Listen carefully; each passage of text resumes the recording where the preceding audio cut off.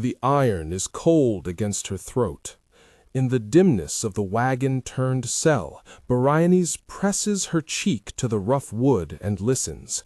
The clatter of harnesses, the low murmur of Latin orders, the intermittent laughter of men who do not yet understand what it costs to be on the losing side. Her hair is shorn, a coarse cord binds her wrists. Outside, torches throw the shadow of a standard against the canvas. She knows the spectacle that will make another man's glory is only weeks away. But to understand why this was possible, we need to look at Roman law itself. Before the Roman triumph, the law did not protect captured women. They were classified as spoils of war. This allowed three things: custody, distribution, and administrative exploitation.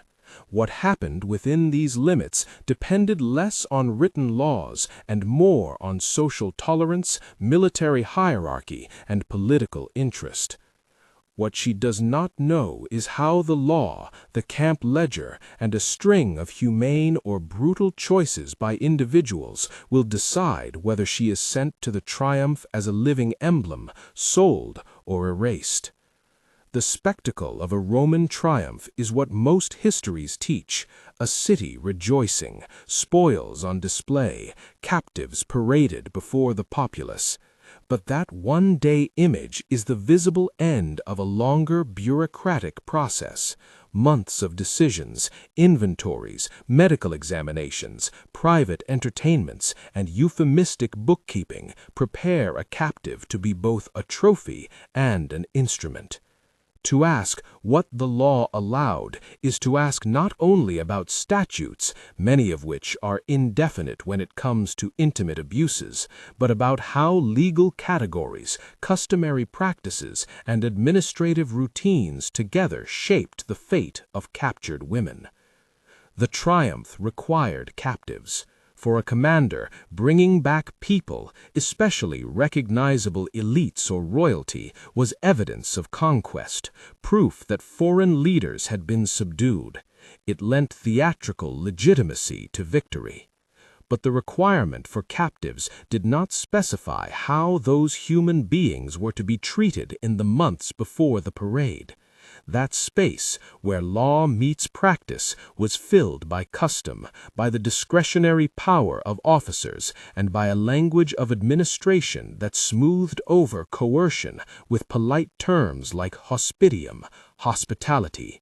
The camp's paperwork, the general's instructions, and decisions in the quiet of tents shaped lives as decisively as any decree. When Brenice had first been seized at the city gate, men had shouted in a language that was not hers. Shields had bitten into her forearms. She had tasted metal and dust. Then the sorting began.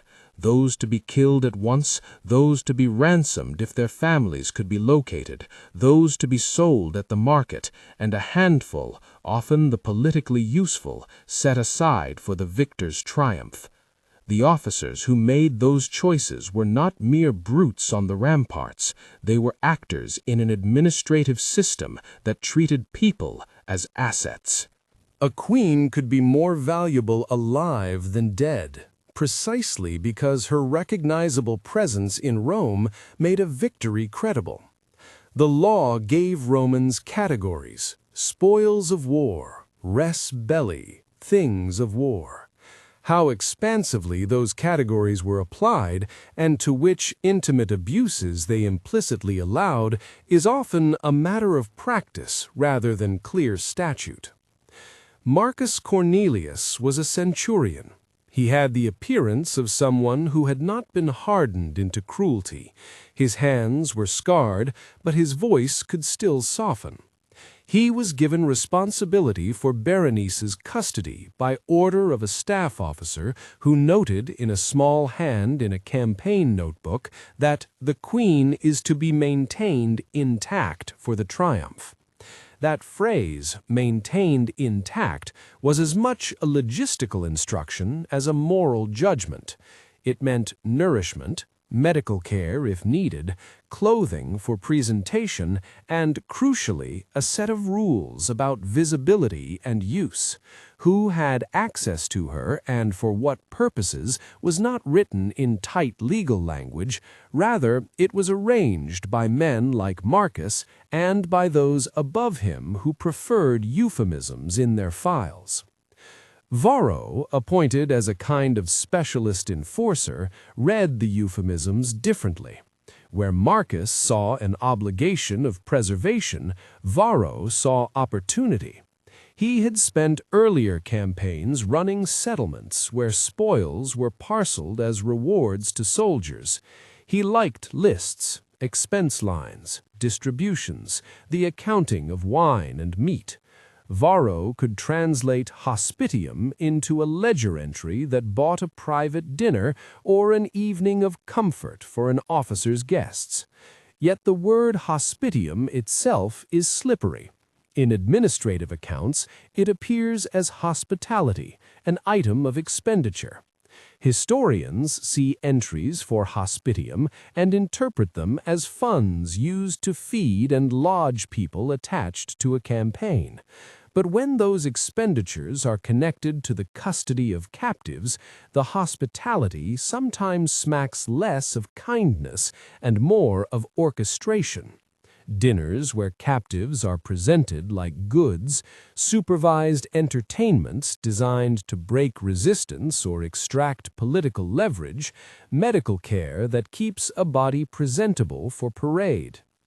Evidence suggests that captives assigned to celebrate a triumph were not simply left to rot. There was an investment in their appearance because their visibility mattered. Medical men could be summoned to treat wounds, surgeons to set broken limbs, midwives if pregnancies surfaced in the lists. Expense reports sometimes include categories scholars read as payments for physicians and attendants attached to a general's retinue, entries that, when correlated with other sources, point to deliberate maintenance of certain captives. These are archival whispers rather than shouts, a list here, a terse note there.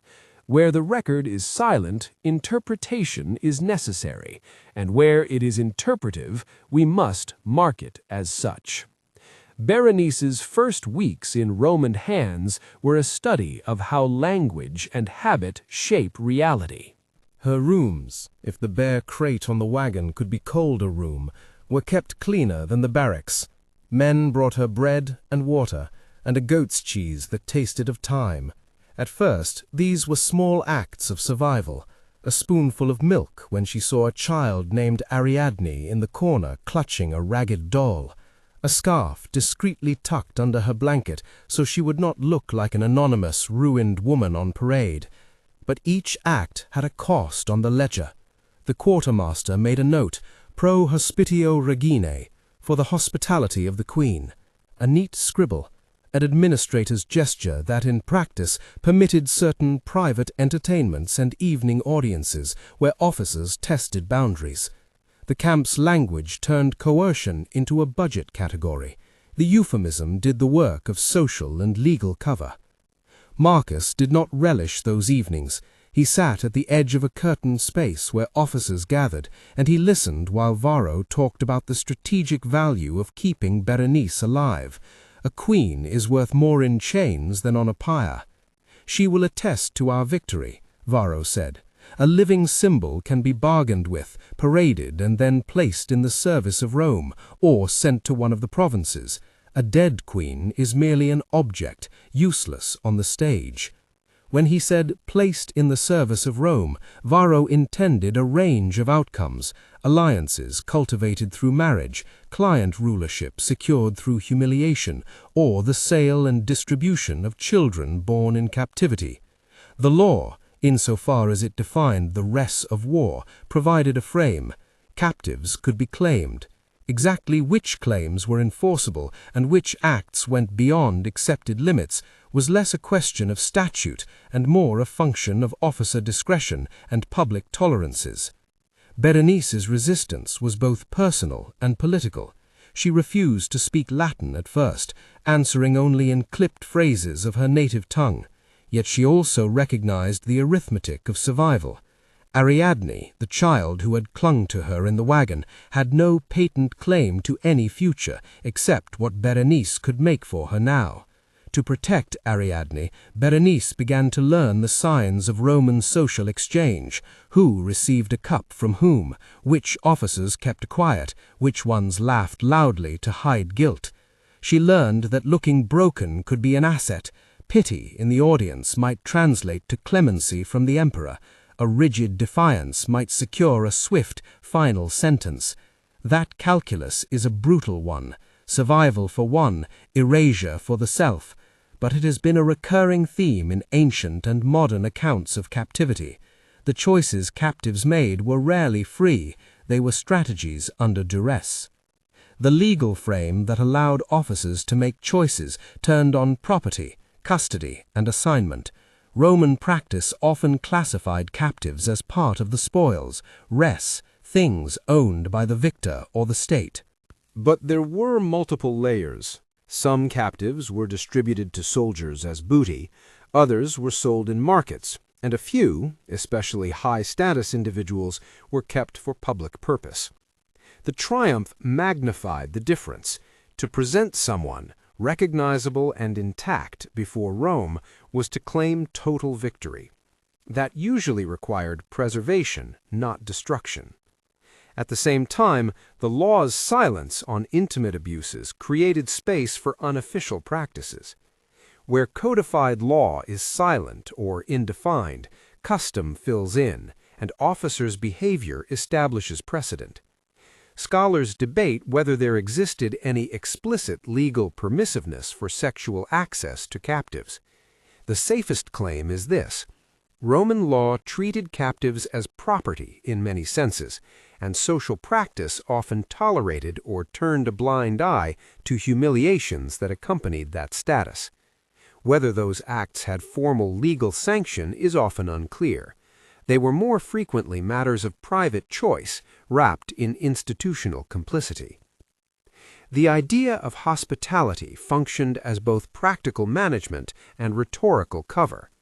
You will hear historians use the term hospitium to explain payments or allocations in campaign accounts.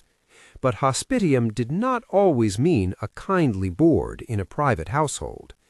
In the wartime context, hospitium covered arrangements for lodging, feeding, and maintaining individuals attached to a campaign, whether free citizens, allies, or captives.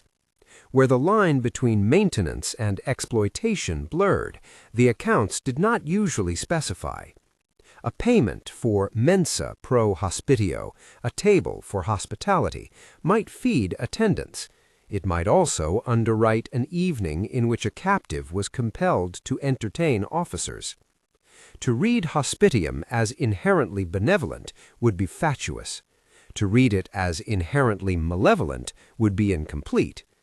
The truth lies in a bureaucratic category that allowed multiple practices to be justified as necessary expenditures. The anatomy of preparation before a triumph can be understood in three phases: assessment at capture, a period of maintenance and presentation preparation, and the final sorting before display and disposal. Each phase was structured by administrative needs and by social agendas of men like Germanicus, the commanding general, who desired a narrative of sweeping victory. Those three phases also exerted different pressures on captives. Assessment began in the field. Commanders issued orders that directed the sorting: who had political value, who could fetch a ransom, who was to be executed. This was where status mattered most. A queen, like Brenice, was identified as a potential instrument. Officials took inventories, names when known, distinguishing garments or insignia, known family ties. These were not forensic in the modern sense, but were practical. A recognizable face had weight in the forum. The middle phase, preparation, was slow work. It involved clothing, grooming, medical care, and social engineering. A captive needed to look like a trophy, presentable, broken enough to evoke pity, yet coherent enough to represent the conquered polity.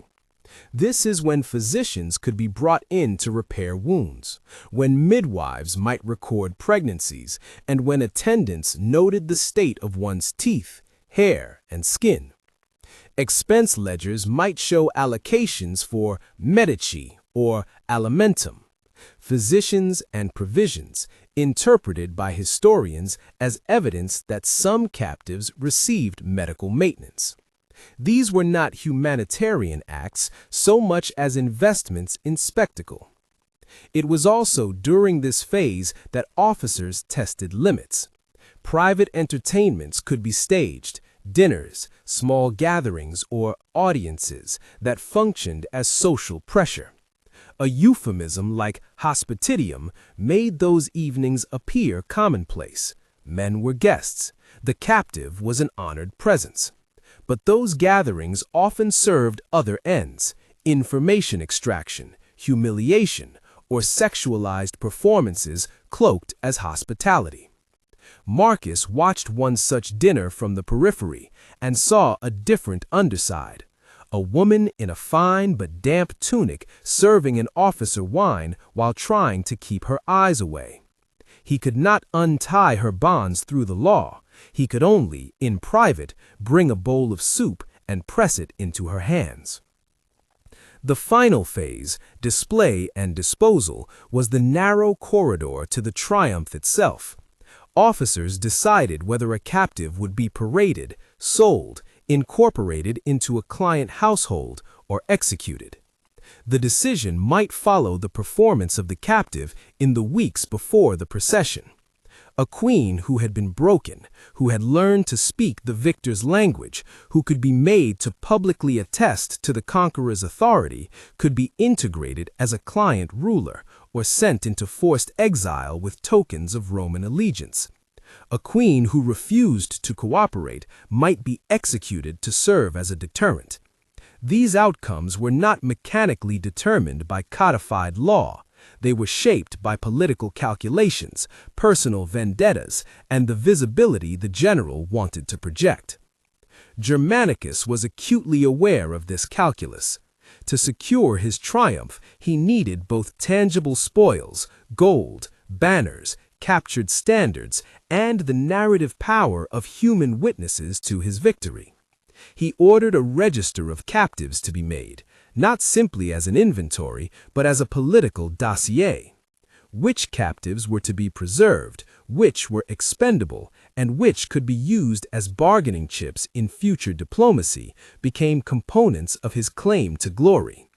When he instructed that Berenice be maintained intact, he meant that she should survive in a state that could convincingly represent her former status. That instruction was less a legal order than an expression of political utility. Not every officer followed Germanicus's sense of utility in the same way. Varro had hunger for immediate reward, and he understood that distributing spoils among troops could secure loyalty. A queen, after all, represented potential wealth in several senses: direct ransom, bride price in a negotiated settlement, or the profit of offspring born from enforced liaisons. That last possibility is one of the ugliest outcomes of the maintenance with purpose framework, when preservation aims to secure future exploitation. Here, too, the law is not explicit. The characterization of captives as property made exploitation more likely because it allowed commanders and soldiers to treat bodies as things to be used. But whether specific sexual practices had formal legal sanction is indefined. Historians rely on a constellation of sources, accounts, inscriptions, administrative remnants, to reconstruct a likely pattern of behavior, with all the necessary interpretive caution. Every administrative choice left traces, and these traces are where much of the historian's work resides. Expense ledgers do not narrate rape. They record payments for food, cloth, medicine, and sometimes suggest allocations for entertainers or attendants. Medical notes do not confess exploitation. They note pregnancies, maladies, and treatments. Letters between commanders and political patrons occasionally reference the worth of captives as bargaining chips, but rarely do they detail the intimate violences that underpinned those assessments. The archives whisper. They do not always scream. We must therefore be explicit. Some practices are attested in the archives, others are reconstructed from euphemisms and customs.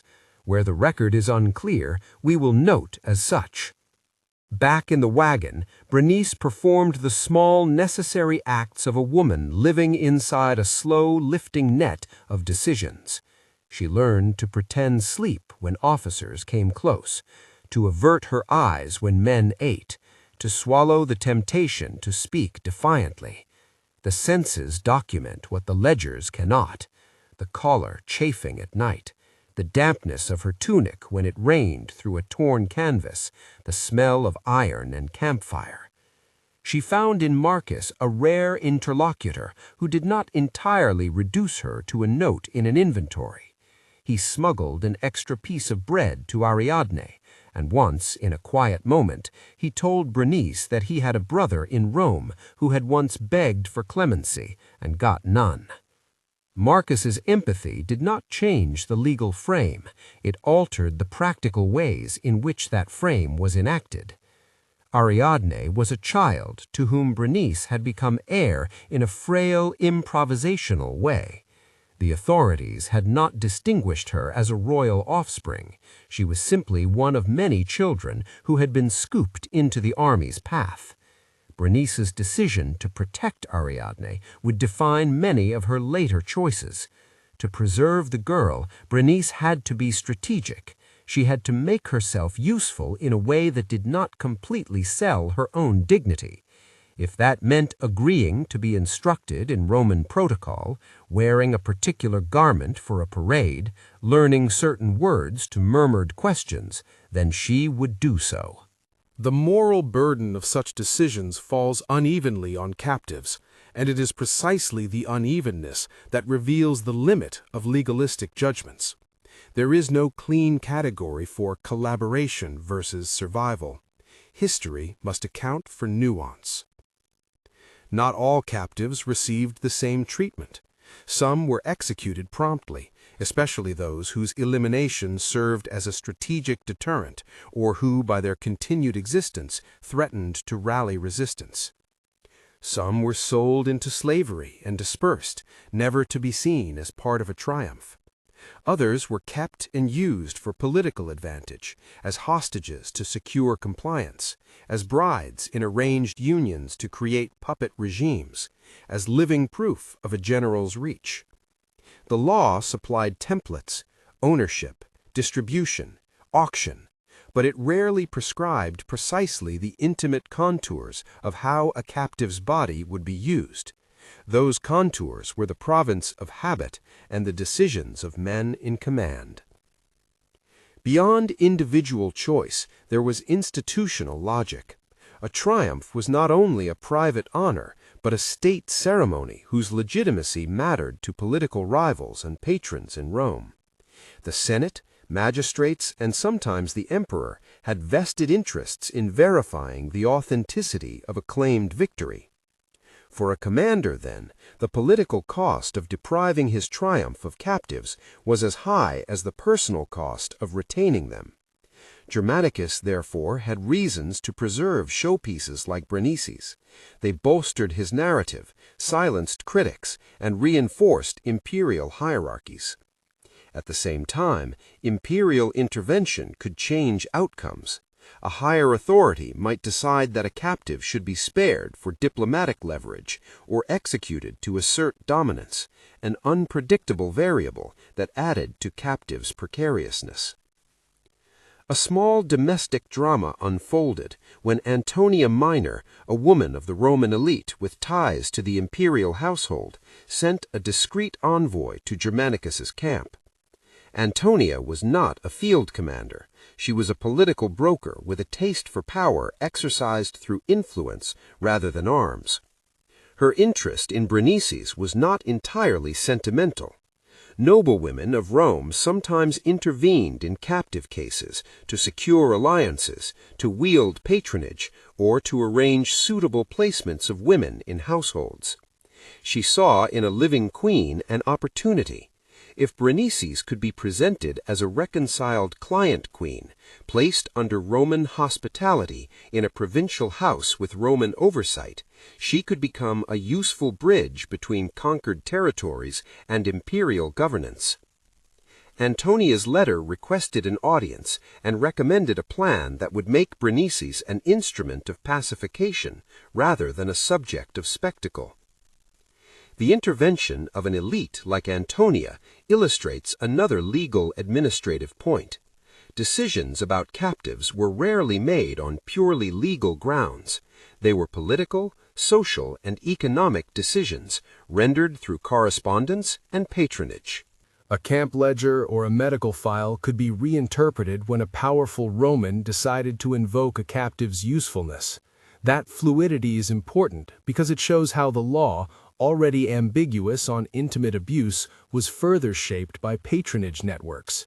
A woman like Brenice could be spared from execution not because a statute forbade killing, but because the political benefit of preserving her outweighed the expedient cruelty of killing her. Yet, even when preserved by political decision, a captive's privacy and autonomy remained precarious. Preservation for display implied continued surveillance. Medical logs might note a pregnancy. A midwife's entry in a medical file could be dry, stating only that a woman required support. That note could then translate into further administrative choices. Who would claim the child? Whether the child would be raised under Roman customs? Whether the child could be used as a symbol or sold? These intimate outcomes were mediated through a web of offices: quartermasters, physicians, commanders, and political patrons. The legal categories provided the scaffolding. The decisions of individuals furnished the shape. Tension thickened as Germanicus prepared to move his force back toward the coast. Orders were issued. The column would depart at dawn. The most valuable captives would be secured. Brenice was to be placed under the direct custody of Marcus. Varro bristled at the reassignment. He wanted her nearer his own tent, but political considerations overruled him. Marcus would take her to a seaside villa where a small staff would care for her until the voyage. There, under the pretext of maintenance, small gatherings might be held. Marcus had to balance his duty with what conscience allowed him.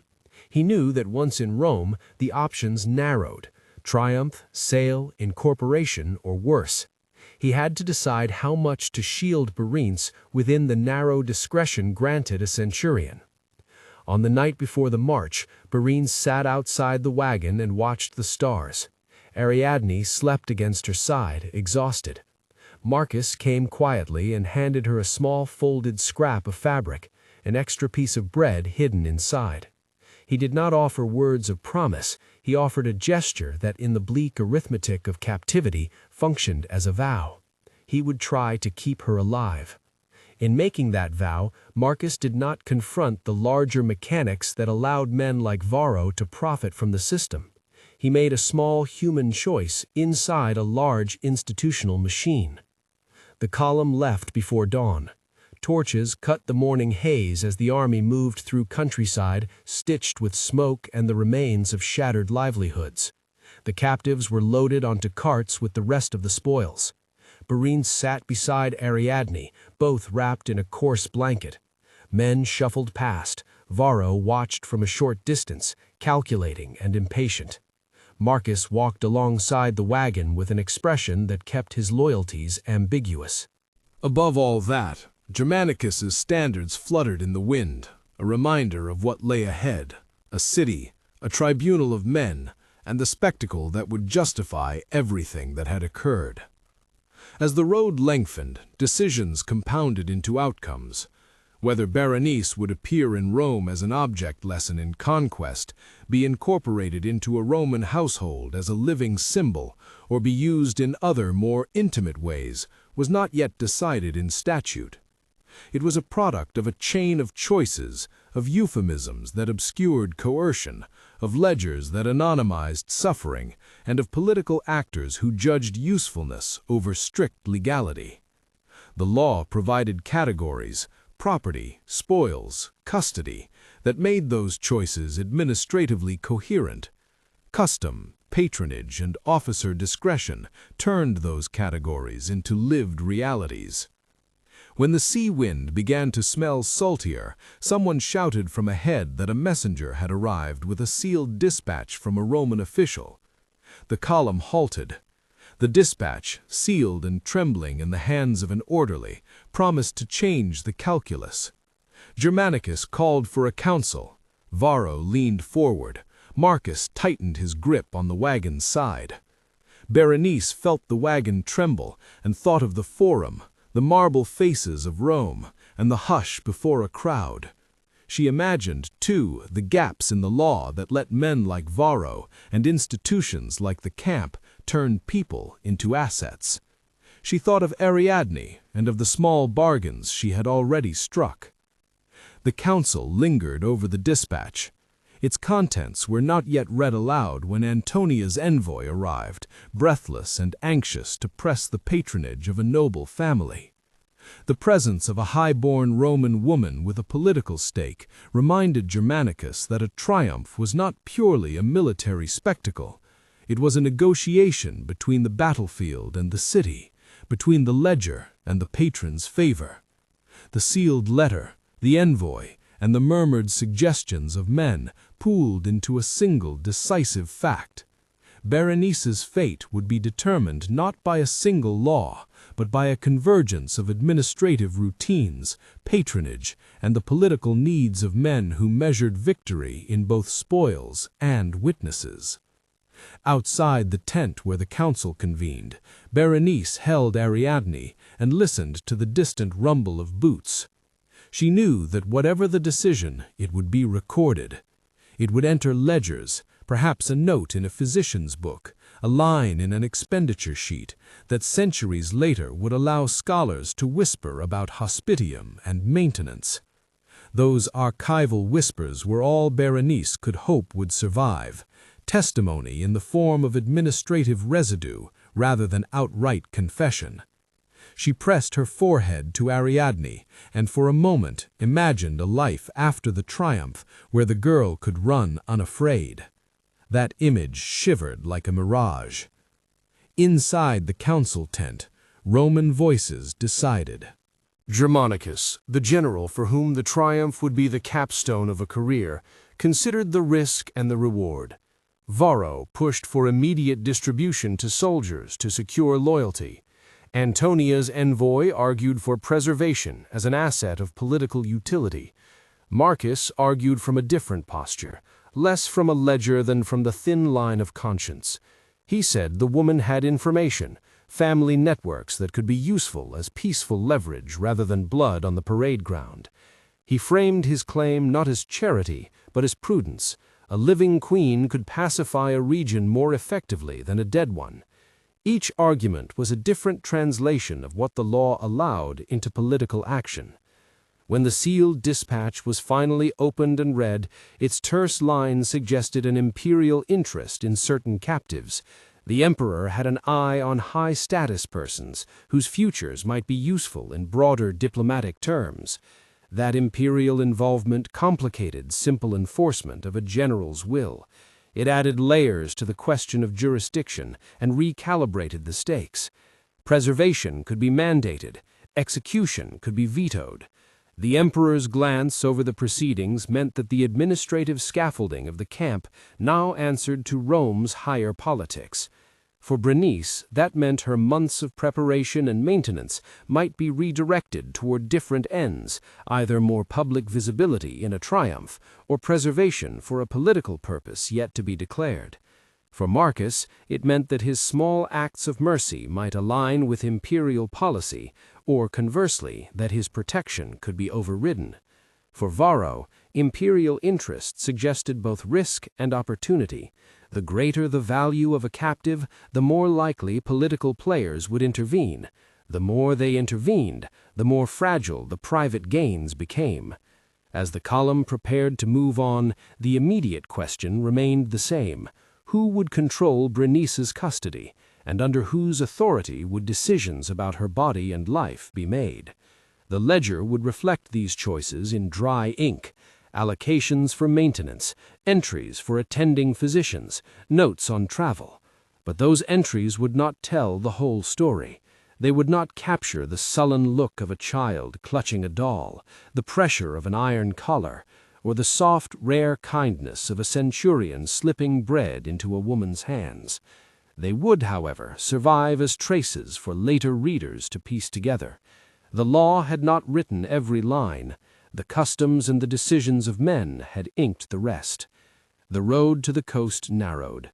The seafront villa that Marcus had been assigned to was a modest white house with a courtyard and rooms that could be locked.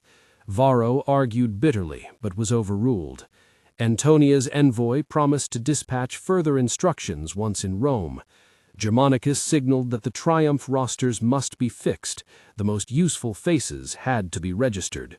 Marcus watched Berenice climb down from the wagon and, with a steady hand, helped Ariadne.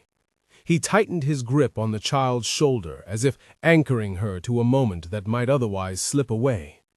They reached the villa at dusk. Torches were lit. Men moved like shadows across a courtyard.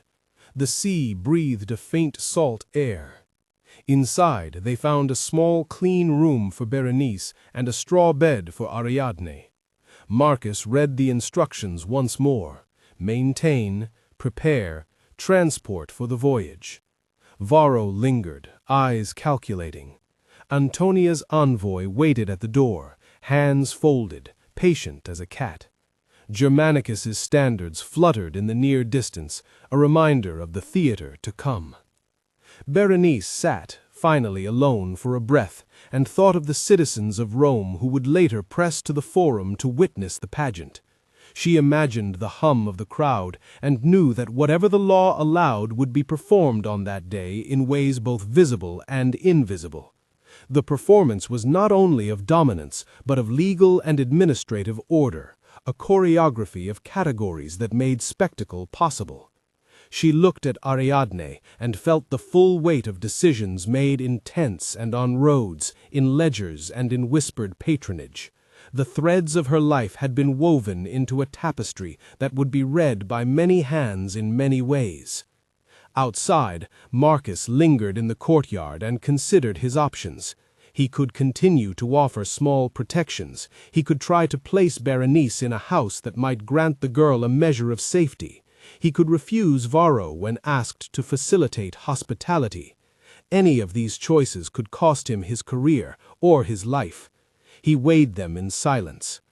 At dawn, the ship would leave for Italy.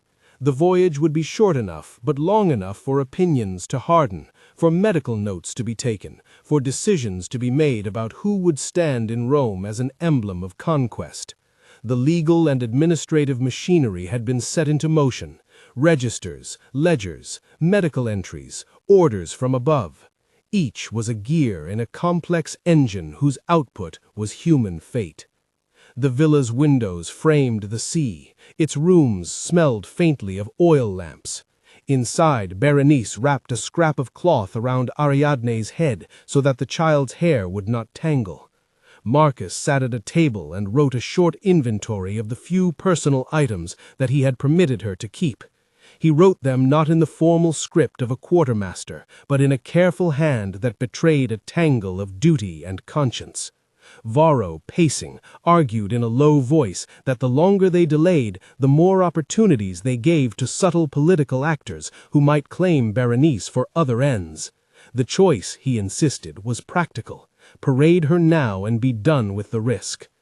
The lines between legal formality and discretionary brutality had always been thin. The triumph's law, the collection of practices and expectations that made it meaningful, did not prescribe every coercive act. It simply created an environment in which coercion could be normalized as the price of spectacle. Brenice and Ariadne were now assets within that environment, and their futures would be decided by a chain of administrative choices, a vocabulary of hospitality, and the political interests of men in power. Morning came with a thin gray sky. The ship's ropes creaked. The harbor was a smear of gulls. Marcus closed his inventory and slid it into his jacket. He rose and went to Brenice's room. For a moment he hesitated at the threshold, aware that a single word might alter the account stamped into the ledger. He stepped inside, sat beside Ariadne, and took Brenice's hand. He said nothing grand, only that he would do what he could to keep them safe. Her eyes met his, and in that look there was both gratitude and a sober understanding of the limits of mercy in a system designed to convert people into proof.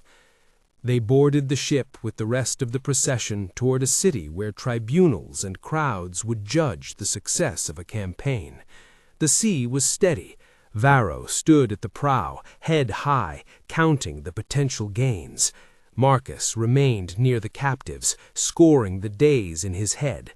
Brenice held Ariadne close and watched the coastline recede. The ledger entries that would later reference hospitium, physician fees, and maintenance must have been forming already in invisible hands. They would be the residue left for future readers to interpret. The ship's journey was also a liminal time, days to sharpen decisions, to let the gossip of officers settle, to allow the imperial dispatches to arrive, to let Antonia's influence be negotiated through letters and favors. Each hour of the voyage tightened the knot of fate. Brenice thought of everything that had led to this moment: capture, the first assessment, the dinners where hospitality disguised humiliation, Marcus's small kindnesses, Varro's calculating appetite, Germanicus's ambition, Antonia's brokerage. The legal categories that had permitted these actors to operate were not the only force at work. Social custom, patronage, and personal morality braided together into the complex weave that determined outcomes. As the ship cut through the water, an officer came down with a sealed packet from the courier who had been dispatched to the emperor's household. The packet was addressed to Germanicus. When he opened it, his face tightened. The packet contained an instruction that was less a command than a reminder of the emperor's scrutiny. Certain captives of particular political value were to be set aside for imperial consideration. Brenice's name hovered in the margin of a sentence that was not explicit but unmistakable in its implication.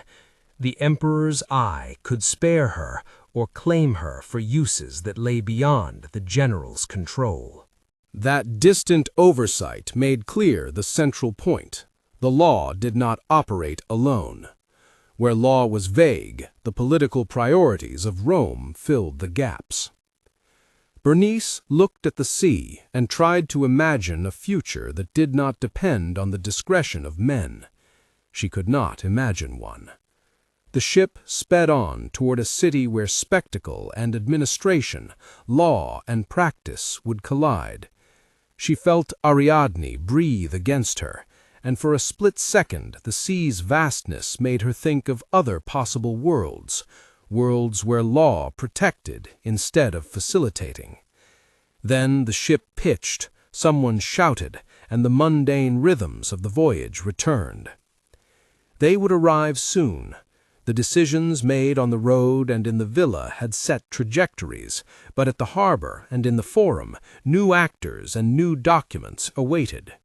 The triumph would be a theater of law's reach and limitation, showing how legal statuses and bureaucratic routines could enable the commodification of captured bodies. In that theater, the difference between a queen paraded and a queen preserved for political use would be negotiated through a mix of ledgers, medical notes, and the interventions of powerful patrons. For Brenice, the question remained unresolved.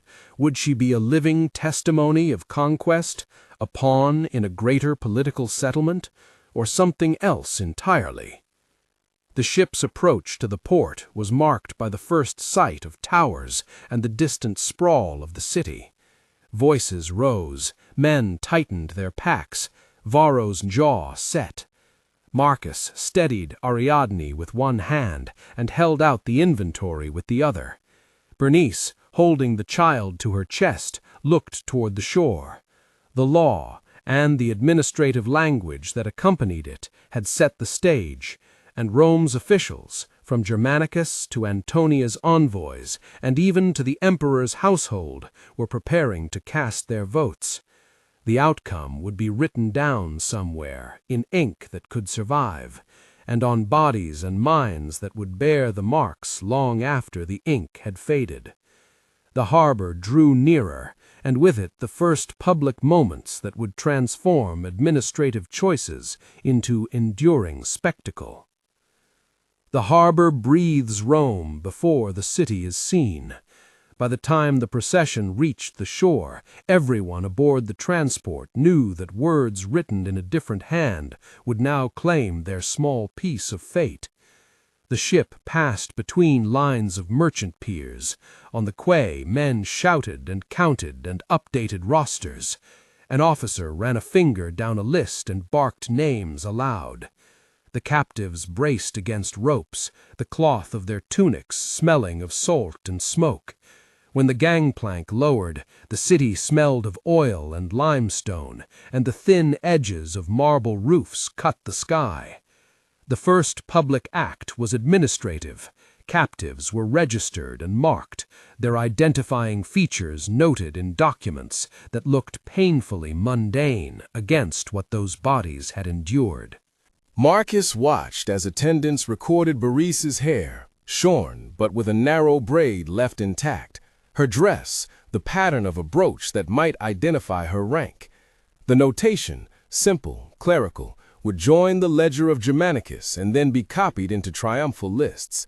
Those lists were not merely ceremonial rosters, they were instruments of political memory, records that fixed who had been taken and thereby validated the general's claim.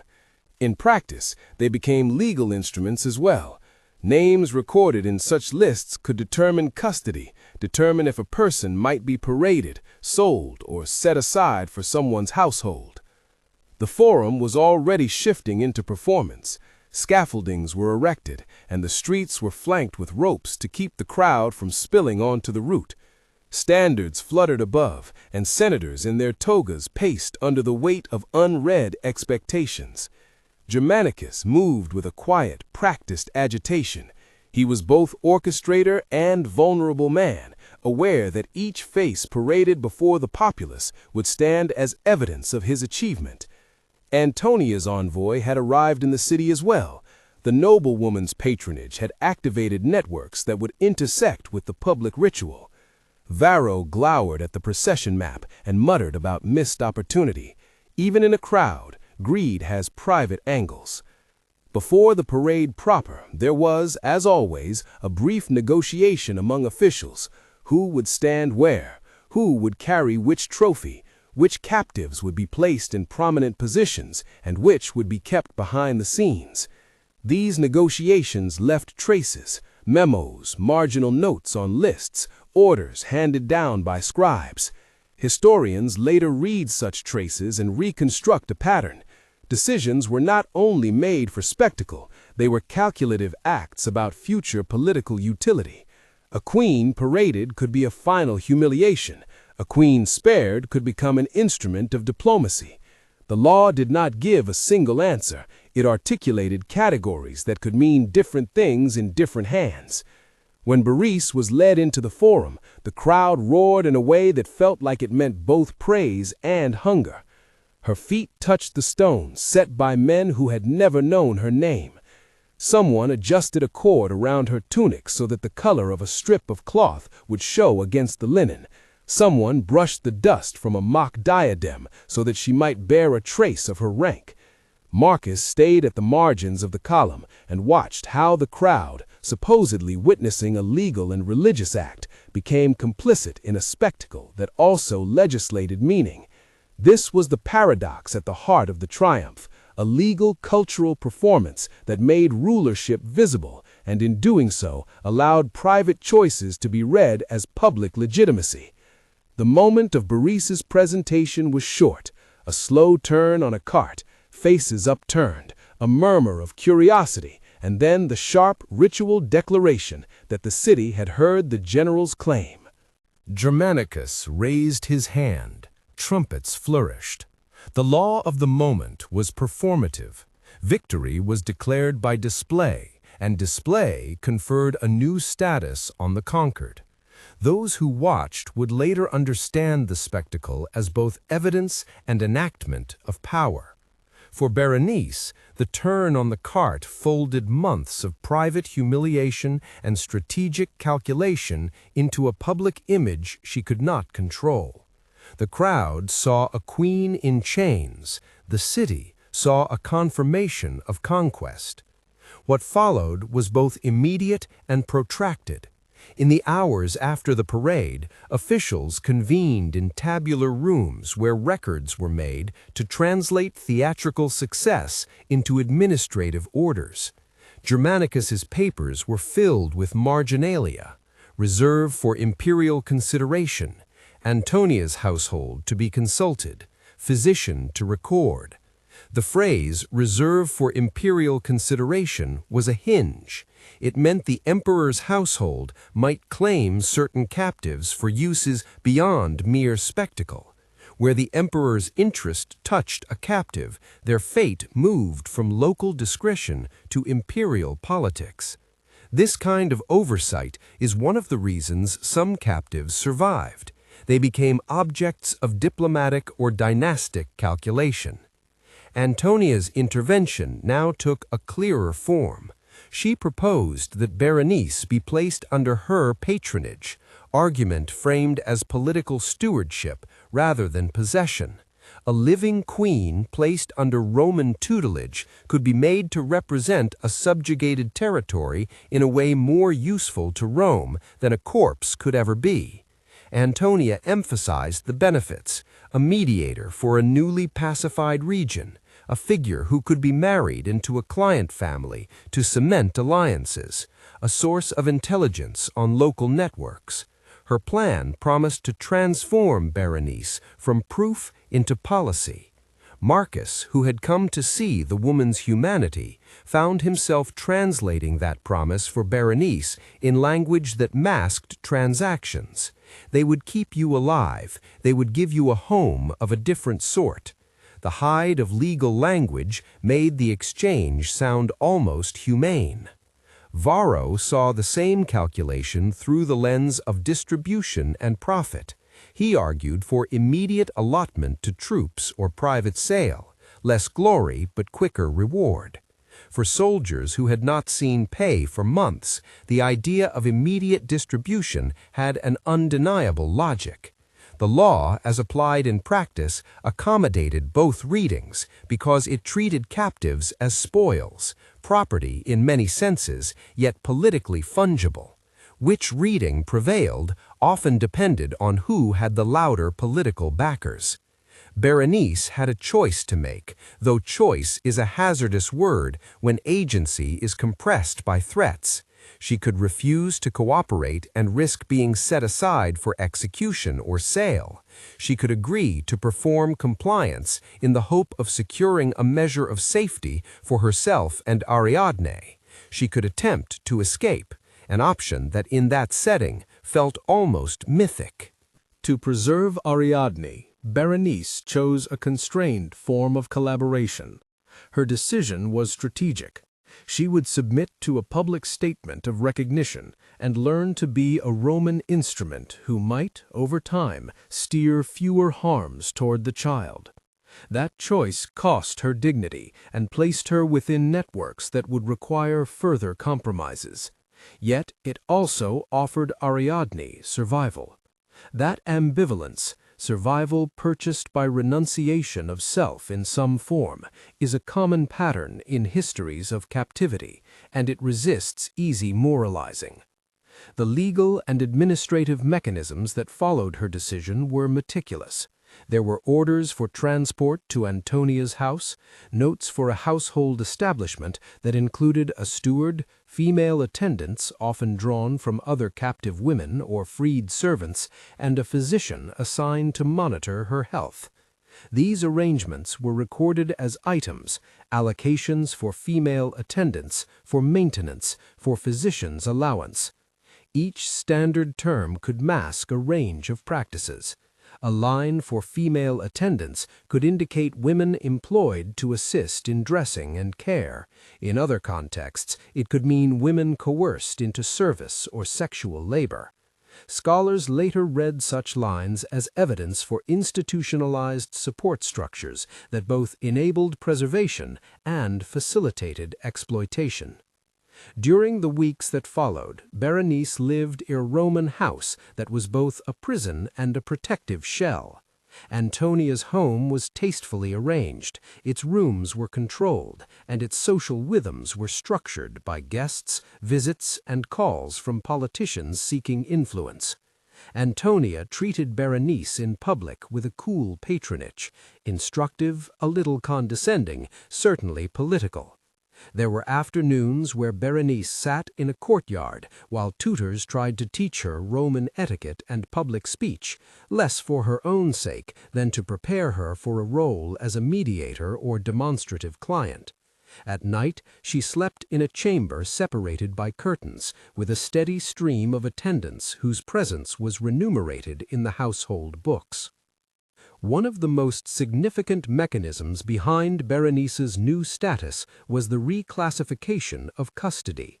Where Germanicus's camp exercised immediate custody as military authority, Antonia's household represented a shift toward domestic patronal custody, which had different implications.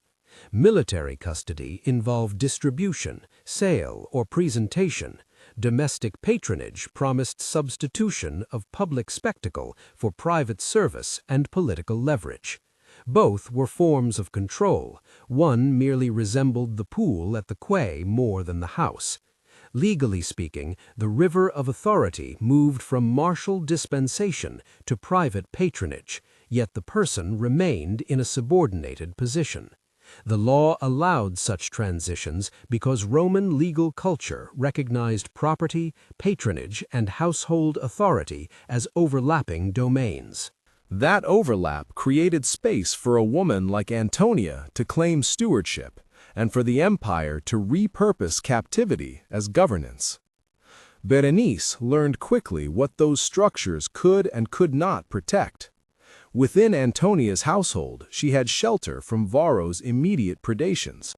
She was no longer an object of open distribution among soldiers, but she was under the close, watchful eye of elite Romans who expected that she would perform certain narratives: an oath of loyalty, a publicized reconciliation, a portrait in statuary, or a mention at court. Those performances were not neutral. They fed political stories that masked the violence of the preceding months. For Berenice, performing in a way that fulfilled Antonia's political calculus meant the possible survival of Ariadne and a chance, however small, to preserve elements of her own community's memory. It also meant relinquishing any realistic claim to private autonomy. Her survival under Antonia provided historians with different sorts of traces. Household books in elite Roman homes sometimes survived as fragments or as references in other documents. They often recorded expenses in household categories: food, clothing, staff wages, and occasionally included the presence of foreign-born women or payments for tutors. Medical notes in some contexts recorded pregnancies and the attendance of midwives. A midwife's entry that notes a pregnancy in the house of a noblewoman could be interpreted in many ways. The interpretation must be cautious because the entry alone does not tell whether conception occurred consensually or through coercion. The ethical historian uses such entries to map a pattern, but must mark uncertainties as indefinito, where the law does not provide clarity and the documentary silence refuses a full narrative. Berenice's presence in Antonia's house also created a ripple outward. Agents in the provinces, ambassadors, and local elites monitored her as a potential bridge between Rome and her former polity. Letters were exchanged, some formal, requests for information, notes on the pacification of the region, others private, written in cramped hands asking for favors or the placement of particular people. The archive thus transformed her into an administrative object with multiple claimants. Some of those claimants sought to preserve her for long-term political utility. Others wanted to exploit the symbolic value she offered. The law provided the templates, custody, patronage, clientela, but the filling in was a matter of human discretion. Varro did not disappear from the story. He continued to press for private distribution and to lobby men he thought might favor him with appointments or contracts. He circulated claims about the costs the army had incurred and argued that part of the spoils were due to the troops. His claims were not legally frivolous. Military prize distribution had long roots in Roman practice. He also made veiled threats that if Antonia's network continued to claim a portion of the spoils, the soldiers might demonstrate disaffection. Germanicus, mindful of his troops and of the city's political balance, kept the matter at a bureaucratic arm's length, balancing Antonia's request with Varro's pressure. That political balancing is itself an administrative practice. To maintain the loyalty of both the army and the elite, commanders often made compromises that left captives in ambiguous legal positions. For Brenice, the liminal quality of her status had consequences for daily life. She learned to answer questions carefully, to signal gratitude toward Antonia while keeping parts of herself private, and to speak bits of her native tongue to Ariadne when she feared the child might learn only Roman ways. Marcus continued to visit when he could. Years later, letters would hint that he had been quietly granted a minor post in the region where Brenice had once been queen, an indirect consequence, perhaps, of his small acts of mercy. In the household ledgers, there were still entries for pro hospitio regiae, for the queen's hospitality, lines that would later be read by scholars as evidence of maintenance. Their meaning remained multiple. Did they represent protection, performance, or complicity? The archival residue recorded acts. It did not, on its own, assign moral weight. Time passed in a rhythm determined by political seasons. The emperor's household made occasional inquiries. Antonia's circle received visitors who wanted to see the evidence of conquest. Each visitor was an audience and a potential arbiter. A poet penned a jocular couplet that survived in a later anthology, a small satirical jab at the spectacle of governor and conquered. Its tone was light enough to bear public recitation. Such cultural traces contribute to the historiographical puzzle. Parody and satire often contain kernels of social truth, but they also flatten the moral texture of lived suffering into a set of rhetorical devices. Brenice was at once a subject of administration and a symbol subject to minimization. Years later, when some of the administrative papers resurfaced, marginal notes in other couriers' files, mentions in private letters, historians began to assemble narratives from fragments. Expense categories like hospitium, entries for feeding attendants, and terse notes about captives were combined with accounts that had been written by men whose rhetoric both obscured and revealed practices. The scholar's work is to read silence as carefully as ink, to mark what is certain and what is indefined. Where some practices are attested clearly, payments to physicians, entries for feeding attendants, other claims rest on interpretive scaffolding.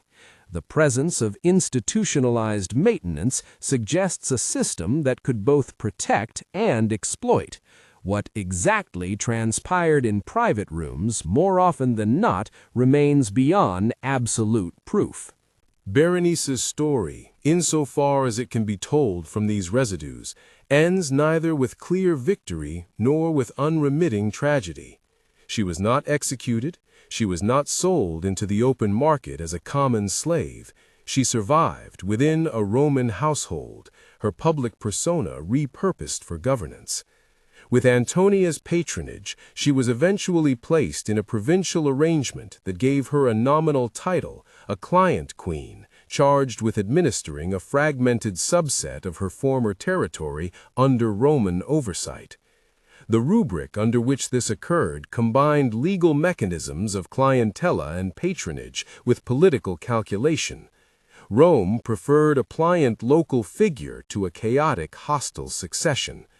Berenice accepted this fate in part because it afforded Ariadne a chance at relative safety, and in part because it allowed fragments of her culture to persist in an official register, even if under Roman terms. Such outcomes were not rare. The three documented types of post-triumph fates, execution, sale into slavery, and incorporation into a client system, each had administrative paths and bureaucratic footprints. Execution could be ordered quickly, sometimes as a deterrent or to eliminate a rival. It left less documentary residue, but might be referred to in triumphal rhetoric. Sale dispersed captives across markets and left scattered auction lists and distribution entries. Incorporation into client networks created longer administrative trails, registers of custody, household accounts, and diplomatic correspondence that tend to survive in greater quantity. Which path prevailed often hinged on imperial preference, the interests of patrons, and the public image desired by the general. The law, insofar as it mapped categories like res belli and custody, provided a framework for all three outcomes, but it did not command any single one. Where the law is silent or indefinido, political need and social custom filled the vacuum. That is precisely the heart of the title's question. What did the law allow?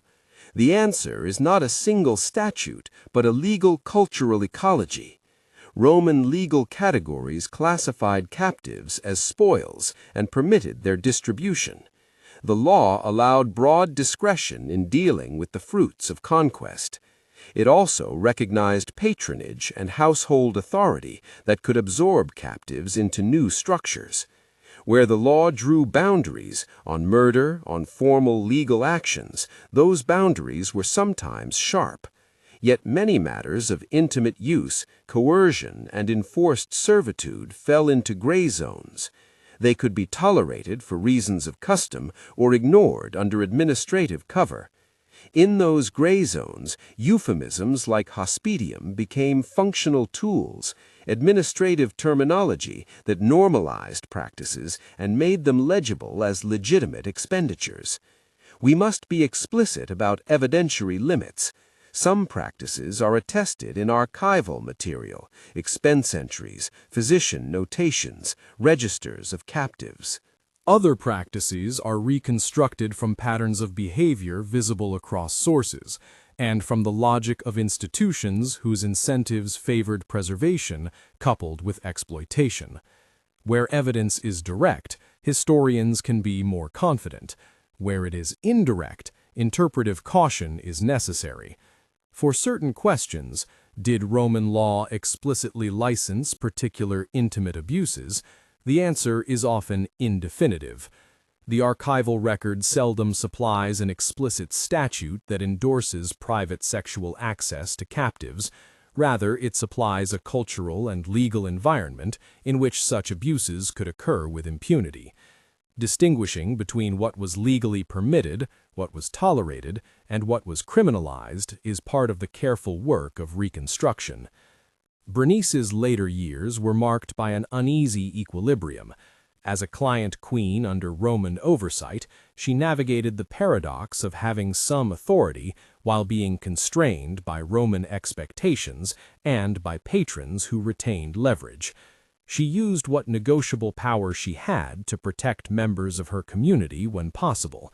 She ensured that Ariadne was educated in ways that gave the girl access to Roman networks, while also learning elements of the old tongue. In private, Brenice kept the small objects she had been allowed to keep: the braid that had been left at her capture, a coin with an image from home. These tokens were private resistances against erasure. In public, she sometimes stood beside Roman magistrates, offering the official picture of a pacified polity. Those public moments were necessary to preserve more mundane, essential protections for her people. The archival traces that allow us to tell Brenice's story are fragmentary and ambivalent. Expense ledgers whisper about hospitium, medical notes mention pregnancies and treatments, letters hint at patronage and political brokerage. Statues and coinage sometimes incorporate the image of a subdued region or symbolic artifacts that reference client relationships. On their own, none of these sources provide a full narrative. Together, they form a constellation that permits plausible reconstruction. The historian's responsibility is to weigh which parts of the narrative are solidly supported, which are likely, and which remain speculative. Where the record does not speak, we must mark it indefinitive and resist the temptation to fill the silence with certainty. There is a moral point that follows from this technical care. Legal categories and administrative routines are not neutral. They embed choices and power structures. The bureaucratic language that records maintenance and hospitality can have real human consequences, whether those consequences are to preserve life or to facilitate ongoing abuse. Recognizing the administrative mechanics behind spectacle is not an abstract exercise. It is a way of seeing how systems produce harm and shelter in varying measures. Berenice's fate, preservation through patronage, was an outcome of that system, neither pure salvation nor total loss.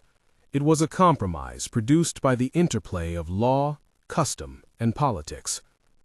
When modern readers confront the spectacle of a triumph, the parade's clarity is seductive. It offers a tidy story, victory performed and justified. But the months before the parade, the sorting, the hospitium, the maintenance, the private entertainments, the ledger lines, are the layered reality that produced that moment. Those hidden phases are where law and custom did much of their work. They are where administrative categories were converted into lived experiences, and where the fate of women like Berenice was forged. One final archival note. Some documents offer direct evidence, payment for physicians, references to female attendants, and notes in travel rosters. Others remain ambiguous.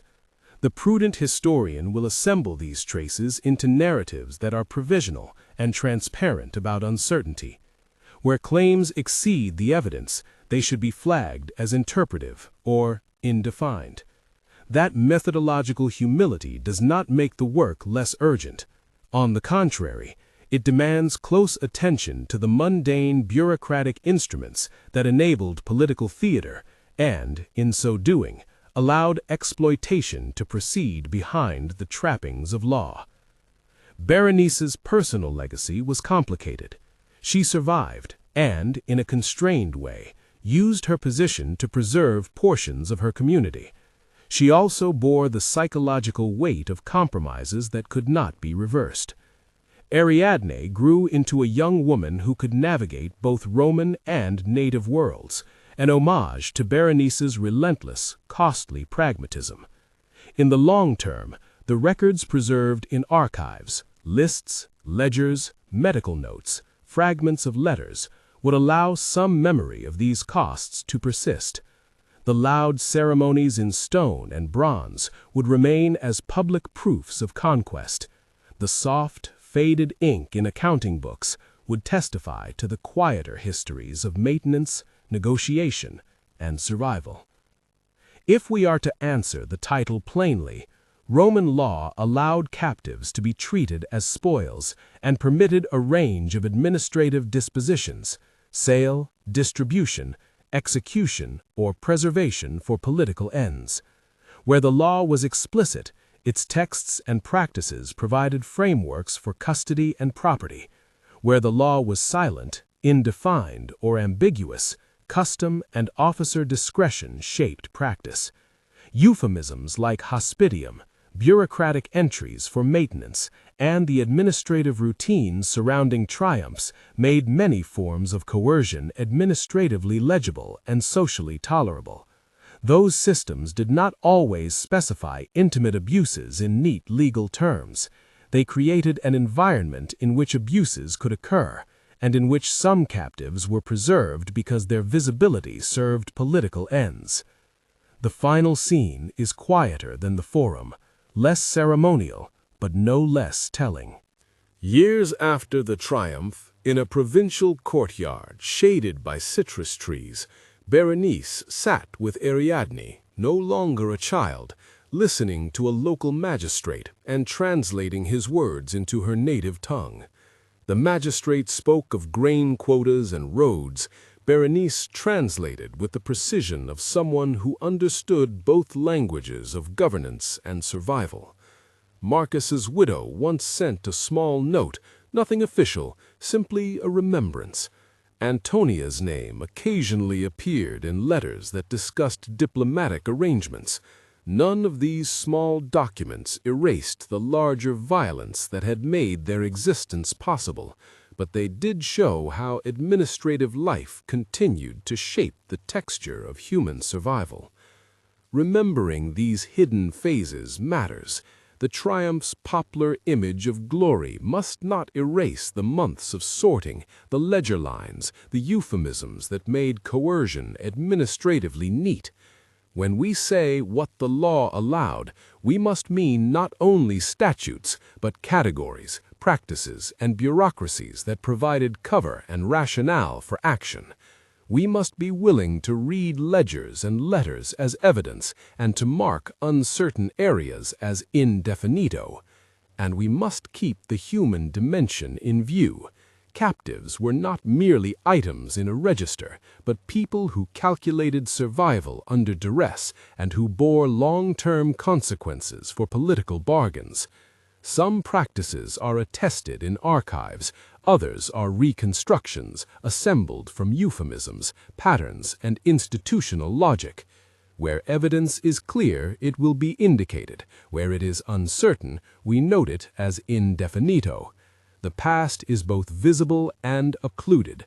Our duty is to see clearly where we can and to name the places where the record remains ambiguous. If this account changes how you see the triumph, if it makes you notice the ledger lines and the language of hospitality behind public spectacles, share that insight with others. Comment where you are watching from. These hidden administrative processes shaped lives, and remembering them is part of historical responsibility. In the end, the triumph was never just a parade. It was a choreography of law, custom, and policy that turned human beings into evidence. Berenice survived within its logic, not because the law redeemed her, but because political calculation, patronage, and a few human choices, small mercies like Marcus's bread, intersected in a way that preserved some life at the cost of personal sacrifice. The law allowed categories that made that trade possible. The records whisper what happened, and our reading of those whispers is the only way their costs can be known. Remember that when you see a statue or a triumphal arch, the marble commemorates a claim, but the ink in forgotten ledgers remembers the people who made that claim possible.